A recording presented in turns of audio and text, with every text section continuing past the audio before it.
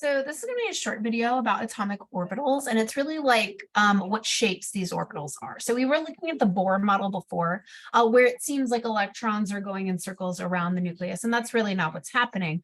We have an area where we assume that these electrons are, and that's because based on probability and calculations and observations, it's like, oh, they're probably in this realm, right? The Heisenberg uncertainty principle.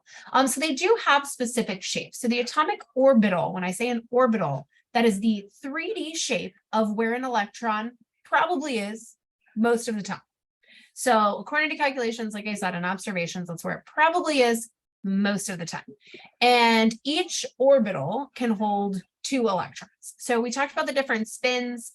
When you go back up to the MS numbers, really, those magnetic spin numbers, they can either be +1/2 or -1/2, which means spin up or spin down. And that's really just those 2 electrons within that orbital. Where will they be? Now, we're going to first look at the shape of a spherical orbital, because the s orbital is a spherical orbital, or when L is 1, here, let me go back up to these, the azimuthal quantum number of 1 is S, and it is a sphere, though the other ones are not necessarily spheres. So I do want to show you this video because it's more of a visual representation of these orbitals. So here, hang on. Okay. Google for sponsoring a portion of this video, for supporting small businesses, and for helping people find jobs. More about all that at the end.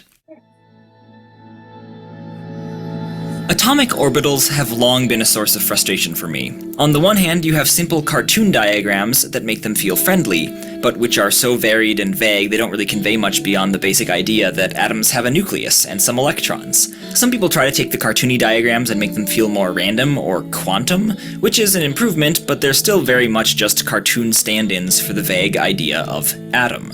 On the other hand, you have atomic orbitals depicted as fuzzy clouds or balloons or rainbow donuts, which are definitely more technically accurate or technically inspired, but none of which feel like they give me a sense of what's actually going on. Like, what does this blobby thing have to do with orbiting electrons? Is the electron inside it, or on the surface?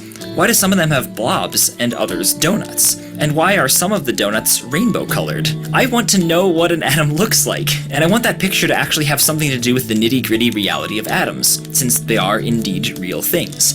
You know, like how a diagram of the solar system is both a totally not-to-scale caricature, and yet also represents the very real idea that the planets all orbit the sun in roughly the same plane, and that some are farther out and some are closer in, and if it's animated, we get to see that the closer planets complete their orbits more often. It's a nice picture, and that's what I want for atoms. A good picture. There are a few things I'd like that picture to get across, some of them because they're important for the physics of atoms, and some of them because they're questions my brain wants answers to. Like, where is the electron? How fast is it going? How much energy does it have? How big is this picture relative to other pictures? Of course, the wave-particle nature of quantum mechanics means some of these ideas, like the electron's position, don't translate exactly from our everyday intuition to the atomic scale. But there is a way of thinking about wave-particle duality where you picture the wave function as a bunch of water, and the particle as a speck of dust in that water. The particle is mostly guided by where the water goes, and the water is guided by the equations that determine how water behaves depending on its circumstances.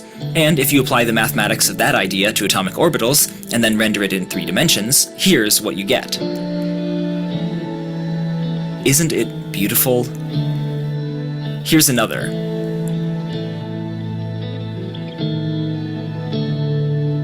And another.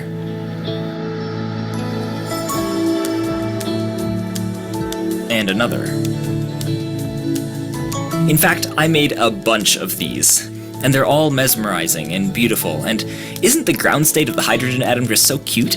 And aren't the excited states so majestic? There's so much structure and detail in them, I just love it. You can see patterns in the orbitals, and you can get a sense that they actually are orbitals. I mean, something is orbiting. Okay, so I do have to be clear. The dots don't each represent a separate electron. The whole collection represents the wave function of a single electron, and the individual dots represent all the places that electron could be. A higher density of dots means a higher probability of the electron being there.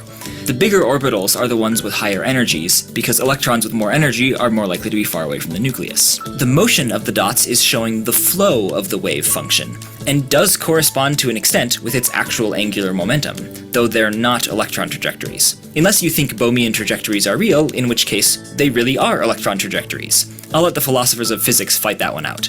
But the point is, these visuals are created by representing actual electron wave functions in a visual language that our brains can understand, that of objects and light and shadows and motion in 3D space. There's actually stuff orbiting, and they're pretty. I hope you like them as much as I do.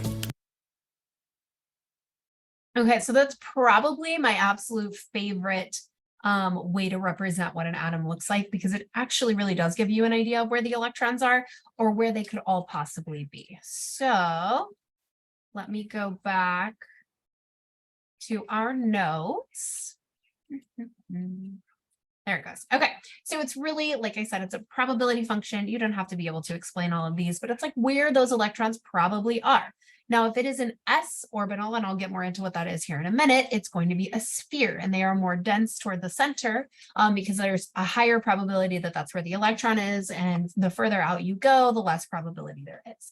So the shapes that you need to know are for the different shapes of orbitals. So remember, the L, or the azimuthal number, gives you the shape. L of 0 is an s orbital, and those are spherical. S stands for spherical. Okay, L equals 1 corresponds to a p orbital. Now, p orbitals kind of look like dumbbells. They have like what's called a node in the middle. So it's like two areas of electron density.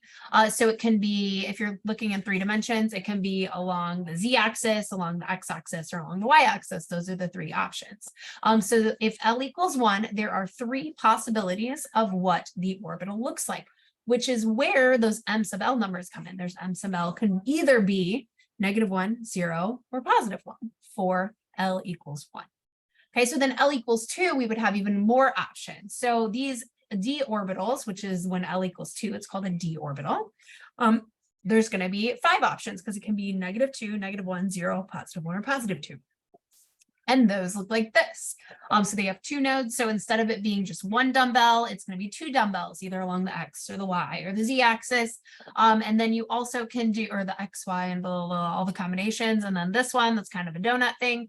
You don't have to be able to draw these or explain these, but there are 5 options in the D when L equals D. So then M sub L, there's 5 options, and each of those orbitals can hold 2 electrons, and this is going to bring us into electron configurations. So shapes you should know include spherical, and then that P is a dumbbell, and you should definitely know how many orbitals there are going to be, or M sub L, right, in each level, or azimuthal quantum number.